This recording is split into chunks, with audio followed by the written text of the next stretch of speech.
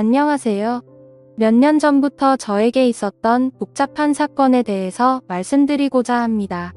저는 지금으로부터 정확히 3년 전 친구들과 나이트클럽에 가서 아주 경이로운 한 사람을 만나게 됩니다. 바로 나이트클럽에서 열심히 춤을 추고 있는 한 여자였죠. 3년 전 이맘때쯤이라는 걸 정확히 기억하고 있는 이유는 그때 그 일이 저에게는 너무나도 행복했던 기억이기 때문입니다. 그녀는 친구들과 함께 온 것으로 보였는데 유독 빛나던 그녀의 모습을 오랫동안 지켜보면서 다른 남자와 춤을 추고 부킹까지 하는 모습까지 훔쳐봤습니다. 웨이터들에게 이리저리 끌려다니는 그 매력적인 여자의 모습이었지만 조금 느낌이 달랐던 부분은 굉장히 노련하게 보였다거나 할까요? 한 번쯤 친구들과 일탈을 하기 위해서 온 것이 아닌 적극적으로 웨이터들에게 끌려다니며 부킹하는 모습이나 남자들과 춤을 추며 진심으로 즐기는 모습을 봤습니다. 그때는 그런 그녀가 화끈해 보여서 좋았고 욕심이 났어요. 저는 그런 그녀를 보면서 친구들과 함께 테이블에 앉아 술을 마시고 있었습니다. 당시에 나이트 안에는 사람이 정말 많았는데 그 여자만큼은 아주 선명하게 잘 보이더군요. 뭐라고 표현해야 할지 모르겠다는 생각이 들 정도로 아름다워 보였습니다. 저와 제 친구들은 그 여자 무리를 보며 완전히 꽂혀버렸고 합석을 한번 도전해보자고 이야기를 꺼냈습니다. 그녀는 친구를 포함해서 3명이었고 저희 무리도 친구 포함해서 3명이라 같이 합석해 놀자며 들이댔습니다. 친구들은 그냥 가볍게 생각하는 것 같았지만 제 눈에는 그 여자가 너무나 예뻐 보여서 도저히 놓치기 싫더라고요. 그 여자들도 저희가 싫지 않았는지 합석하자는 제안에 알겠다고 대답했습니다. 그때 제 친구들과 그녀의 친구들은 정말 많은 술을 마시고 밤새 재미있게 이야기하며 놀았습니다. 헤어질 때쯤에는 번호 교환에 성공했고 그 이후로도 계속해서 그녀에게 연락하면서 사귀자고 직진했고 사귄 후에는 나이트에서 봤던 화끈했던 그녀와 다르게 조신하고 참한 모습에 결혼까지 하자고 몰아붙였습니다. 도저히 후진이라는 게 없었습니다. 그녀만 생각하면 제 안에 있는 피가 끓어오르는 기분이었고 오직 직진밖에 할 수 없었죠. 저희는 그렇게 뜨겁게 사랑했고 결국 깊은 사이가 될 수 있었습니다. 저는 그때도 친구들과 어쩌다 한번 가보게 된 것이고 평소에는 나이트클럽을 가지 않는 스타일입니다. 그러나 제 아내는 노는 걸 워낙에 좋아해서 그런지 나이트를 자주 가고 싶어하는 여자였습니다. 처음 그녀를 나이트에서 봤을 때부터 그 노련함이나 잘 노는 분위기가 심상치 않았는데 역시나 그렇게 노는 걸 어마어마하게 좋아하는 사람이더군요. 주변 사람들은 나이트클럽 좋아하는 여자랑 결혼하는 건 좀 그렇다며 붙고 반대를 하는 분들도 많았습니다. 당장에는 문제가 안 되지만 나중에 그런 것 때문에 반드시 문제가 생긴다면서 말이죠. 하지만 저는 그녀를 좋아하는 마음에 결혼까지 추진하는 과정을 멈출 수 없었고 그런 아내의 모습까지 좋아서 결국 결혼까지 했습니다. 그리고 나이트클럽에 좀 가면 어떻습니까? 나이트에 간다는 것 자체가 바람이라고 볼 수도 없는 것이고 알아서 조심하면서 놀면 되지 않겠냐고 안일하게 생각했습니다. 솔직히 말씀드리면 저도 과거가 그다지 깨끗하지만은 않은 편이니까 말이죠. 솔직히 털어서 언제 안 나는 사람은 없는 거 아니겠습니까? 취미가 무엇이냐에 따른 차이일 뿐이지 나이트에 가면 사고치고 나이트 안 가고 다른 모임 나가면 사고 안 칩니까? 산악 모임에만 나가도 불륜이 천지라고 하는데 그렇다고 사람이 집에만 처박혀서 살 수도 없는 누르시잖아요. 아무튼 저는 이런 생각을 가지고 그녀와 결국 결혼을 했고 1년 만에 예쁜 딸을 낳아 키우고 있었습니다. 결혼 후 아내는 가정과 육아를 성실하게 돌봤습니다. 저도 열심히 돈을 벌어 아내에게 가져다 주었습니다. 회사 일로 바쁘긴 했으나 아내가 이해해 주리라 믿었습니다. 아내는 산후 우울증과 육아 스트레스로 힘들어 하긴 했으나 그럴 때마다 나이트클럽 좀 다녀오면 안 되냐고 물었습니다. 가서 미친 듯이 흔들고 가볍게 몇 장 걸치면 답답했던 마음이 뻥 뚫릴 것 같다고요. 저는 몰래 가지 않고 남편인 저에게 허락을 구해줘 고맙다고 했지요. 그때 나이트에서 만났던 친구들과 간다기에 저는 가라고 했습니다. 솔직히 말해 뭔 짓을 할 여자는 어떻게 막아도 하고 안 할 여자는 남자들이 많은 나이트클럽에 던져놔도 안 합니다. 그리고 부부 사이에는 믿음이라는 게 중요한 만큼 육아에 지친 아내를 배려하고자 했습니다. 그리고 제 아내는 어디 가서 사고 칠 만한 사람이라고 생각을 하지 않았거든요. 저랑 만났을 때에도 사고 치지 않고 건전하게 놀았기 때문이죠. 제 아내에게는 여동생이 한 명 있는데 다행히 처제도 제 아내를 많이 도와줬습니다. 결혼 후에 임신한 아내를 옆에서 많이 돌봐주고 출산 후에도 든든한 지원군이 돼주는 처제가 참 고맙기는 하지만 사실 이 처제가 처가 되기 위해서는 고민 그 자체였습니다. 지금까지 시집을 가지 않고 노처녀로 남아있는 처제의 혼인 문제는 늘 집안에서 화두가 될 정도의 문제였고 장모님과 장인어른 입장에서도 얘가 언제쯤 시집을 갈 수 있을지 늘 걱정을 하셨습니다. 지금까지 번듯하게 뭐 하나 해놓은 것도 없고 인물도 그다지 뛰어난 편이 아니라 누가 데리고 가기나 하겠냐며 말이죠. 저는 처제에게 좋은 남자를 소개시켜주는 게 어떨까 싶어서 한번 물어봤습니다. 그러자 처제는 자기는 원래 결혼을 하지 않고 살고 싶었는데 언니가 애 낳고 행복하게 살고 있는 모습을 보니까 자기도 요즘에는 너무 결혼이 하고 싶어졌다며 결혼하고 싶은 생각이 조금씩 들기 시작한다고 했습니다. 그래서 저는 처제에게 친한 친구를 소개해 주었습니다. 하지만 처제는 생각보다 굉장히 숙맥이라서 태어나서 남자도 한 번 사귀지 않았고 나이트클럽조차도 가본 적이 없는 사람이었습니다. 제 아내와는 완전 반대였죠. 처음엔 처제가 내숭을 부린다고 생각했는데 알고 보니 32살이라는 지금 나이까지 공부만 하고 살았다네요. 취업 후에는 집과 회사만 오갔고요. 제 친구를 소개시켜준 후에 한 달 정도가 지났을 때쯤에 문득 이 사실이 생각나서 처제에게 물어봤습니다. 제가 소개시켜줘 놓고도 그 사실을 까먹고 신경을 쓰지 않고 있었거든요.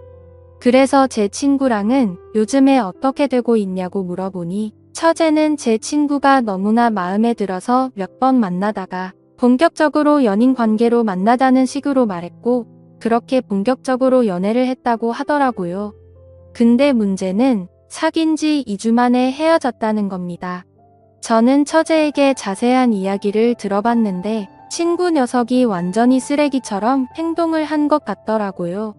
그래서 저는 곧장 친구에게 연락을 했습니다. 우리 처제가 너한테 무슨 잘못을 해서 그렇게 쓰레기 같은 행동을 했냐고 했더니 완전히 펄쩍 뛰면서 오해하지 말라는 겁니다. 친구는 처제와 만나면서 있었던 일을 자세히 해주더라고요. 외모는 마음에 드는데 성격이 너무 부드러워서 재미가 없고 마음이 여린 사람이라는 게 티가 나서 상처 주지 않을까 늘 걱정이었는데 진짜 별것도 아닌 걸로 울면서 전화가 오고 집착도 심해서 너무 힘들었다고 하더라고요. 연락이 1시간만 안 돼도 바로 전화가 오고 어떤 날에는 자고 일어났더니 전화가 20통 넘게 와 있고 지금 뭐하냐 누구랑 있는데 답장을 안 보내냐면서 소리를 지르기도 한다는 겁니다. 게다가 회사에서 회식하는 거 가지고 거기에 여자가 있니? 옥니 회사에서 여자 동료들하고 친하게 지내지 말라면서 으름장을 놓기도 하고 아주 피곤해 죽겠다고 하더라고요. 생각해보니 제 친구가 좋아하는 여자 스타일은 조금 남자 같은 면이 있는 털털한 여자입니다. 그렇게 만남을 이어가다가 좋아하는 마음이 식어버려서 남자가 이별 통보를 했는데 처제는 여전히 제 친구에게 마음이 남아있었고 연애 경험이 별로 없는 여자라 그런지 상처 아닌 상처를 받게 된 처제를 옆에서 지켜보며 열심히 위로해줬습니다. 요즘 같은 세상에 이렇게 남자를 모르는 여자도 있구나 싶으니까 한편으로는 귀엽기도 하면서 한편으로는 굉장히 답답하더라고요. 전혀 쿨하지 못한 처제를 보니 참 피곤한 성격이라는 생각이 들었고 왜 지금까지 남자들을 만나지 않고 사는지 훤히 보이는 느낌이라고 할까요? 그래서 참 답답했습니다. 근데 진짜 문제는 소심한 처제가 아니라 그걸로 난리를 치는 장모님이었습니다. 장모님이 저에게 전화해서는 어떤 놈을 소개해줬기에 자기 둘째 딸이 요즘 이렇게 침을 하냐며 저보고 책임을 지라고 큰 소리를 치는 겁니다. 실컷 남자 소개시켜줬더니 본인이 제대로 못한 걸 저한테 책임지라고 하는 걸 보고 참 짜증이 났습니다. 이래서 누가 잘 되든 못 되든 오지랖 넓게 행동하면 안 된다 싶더군요. 그래도 아내의 동생이니까 이 정도로 신경 써주려고 했는데 앞으로 완전히 신경을 꺼야겠다 싶더라고요. 장모님께도 자초지종을 말씀드리고 우울한 처제를 위로하고 달래주기 위해 오랜만에 저녁이나 먹자고 했습니다. 오늘은 형부인 제가 금액에 상관없이 무조건 맛있는 걸 쏘겠다고 하면서요. 처제는 탐탁치 않게 여겼으나 제가 뭘 잘못한 것도 아니니까 딱히 눈치 보지 않고 그녀의 팔목을 붙잡고 여기저기 데리고 다니며 기분 전환을 시켜줬습니다. 저는 처제와 바다에 드라이브 가서 밤 공기를 맞으면서 좀 걷다가 근처의 포장마차에서 꼼장어도 먹고 강가에 앉아 맥주캔을 마시면서 많은 이야기를 나누었습니다. 저희는 깔깔거리며 웃고 속에 있는 깊은 이야기를 나눴죠. 밤 공기는 참 차갑고 한편으로는 참 따뜻했습니다. 그렇게 처제는 이제 좀 괜찮아졌다면서 신경 쓰지 말라고 하더군요. 마음에 드는 남자한테 차이니까 괜히 서글펐다면서 신경 쓰게 해서 미안하다는 말을 하더군요. 그 이후로 이제 좀 평화로운 날이 오나 싶었는데 갑자기 엉뚱한 곳에서 문제가 터졌습니다. 그 문제의 원인은 제 아내였어요. 아내가 나이트클럽에서 만났다는 남자가 한 명 있는데 그 남자와 3개월째 연락을 주고받았다는 걸 제가 알게 된 겁니다. 우연히 아내의 핸드폰을 보고선 이런 사실을 알게 된 것이죠. 원래 남의 핸드폰은 잘 훔쳐보는 스타일이 아닌데 자꾸만 늦은 밤에 문자가 왔다는 진동이 자주 울려서 안 그래도 이상하다 싶었는데 이때다 싶어서 보게 된 것이었습니다. 전부터 이상하다는 생각은 했으나 그럴 때마다 아내는 친구에게서 온 문자라며 거짓말을 했었거든요. 그런데 그게 알고 보니 남자였고 그냥 남자도 아니고 믿고 가라고 놔둔 나이트클럽에서 만난 남자였다는 사실에 너무 화가 났습니다. 사람에 대한 배신감이 느껴진다거나 할까요? 그렇다고 그 자리에서 아내에게 뭐라 말할 수도 없었습니다. 문자의 내용을 봤을 때 불륜이라고 판단하기는 어려운 수준이라서 제가 아내를 지적하기에 참으로 애매했거든요. 가볍게 안부나 묻는 정도라서 말입니다. 어쨌든 며칠 동안 지켜보면서 결정적인 증거를 잡으려고 했으나 그럴 때마다 아내는 뭔가를 눈치챘는지 휴대폰도 보지 않고 매우 조심히 행동하기 시작했습니다. 저는 이를 어디 하소연할 곳도 없고 너무나 답답해서 처제에게 털어놓았습니다. 처제는 자기가 언니를 잘 살펴볼 테니 걱정하지 말라고 하더군요. 그때부터였을까요? 저는 처제와 부쩍 어울려 다니며 그녀에게 힘든 마음을 많이 기댔습니다. 보통 때 같으면 집에 언제 들어와라며 밖에 있는 저를 재촉하던 아내였는데 마음이 식었는지 서방이 밖에서 뭐라건 요즘 관심이 없었지요. 저는 아내가 저에게 질투해주기를 바랐지만 아내는 저에게 관심도 없고 뭐가 좋은지 핸드폰만 보면 미소를 짓더군요. 마치 사랑에 빠진 여자처럼 보였습니다. 정말 어이가 없었습니다. 누군가와 문자만 한참을 주고받았는데 100% 그 남자라는 촉이 오더라고요. 저는 화가 나서 아내의 핸드폰을 빼앗아 지금 문자를 주고받은 이 자식이 누구냐고 따졌습니다. 아내는 숨기지 않고 당당하게 나이트에서 만난 남자이고 가볍게 문자만 주고받은 사이라고 말하더군요. 저는 그게 지금 자랑이냐며 당장 이 자식 번호를 지우라고 말했더니 마음속에 답답한 것들도 솔직하게 이야기할 수 있는 친구라며 가만히 놔두라는 겁니다. 너무도 철없고 당당한 아내의 모습에 저는 화가 치밀어 올랐고 죄책감이나 미안함은 전혀 없는 건지 싸가지 없는 아내의 모습에 화가 나서 휴대폰을 던져서 부숴버렸습니다. 아내는 이게 지금 뭐 하는 짓이냐며 놀라워했지만 저는 앞으로 생활비도 그 남자한테서 받으라며 생활비 통장에 있는 돈을 제 계좌로 모두 보내버렸습니다.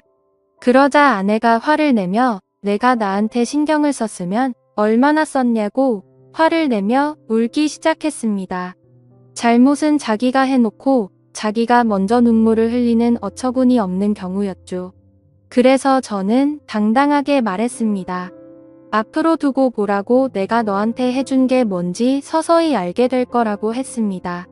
저는 그녀를 위해서 하던 집안일도 일절하지 않고 생활비도 보내지 않고 잠자리도 함께 들지 않았습니다. 그녀에게 해주던 모든 경제적 지원과 평소에 베풀던 배려들을 모두 끊어버렸습니다. 그 후로 당연히 저와 아내의 관계는 급속도로 차가워졌습니다. 아내는 제가 바쁜 회사 일로 자신과 가정에 소홀했다며 저에게 그동안 실망감이 많이 쌓인 듯 했습니다. 밖에서 돈 벌어오는 것도 모자라서 그런 걸로 태클까지 거는 게 짜증나서 저는 아내에게 나가서 돈을 벌어오라고 말했죠. 그렇게 오랫동안 냉전이 계속됐는데 처제는 힘들어하는 저를 보면서 많은 위로를 해주었습니다. 같은 혈육이지만 자기가 봐도 언니는 자유로운 영혼이라면서 어딘가에 정착하고 사는 것과 어울리지 않는 사람이라고 했습니다. 그래서 언니가 결혼한다고 할 때 집안 식구 모두 놀랐답니다.